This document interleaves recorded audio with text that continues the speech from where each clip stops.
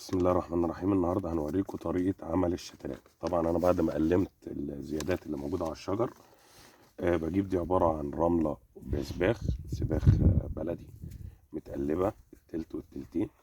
بعبي شوية في الكيس بتاع الشتلة نصها كده مثلا،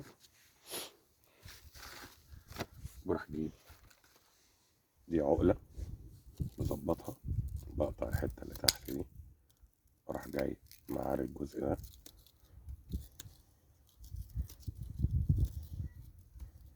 كده، خلي الساق زي ما انتم شايفين، اروح جاي غارزها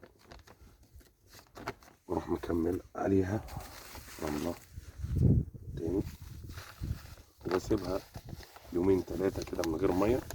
بعد كده ببتدي اديها مية على خفيف عشان ما يحصلش عفونة في الجذور. وشكرا.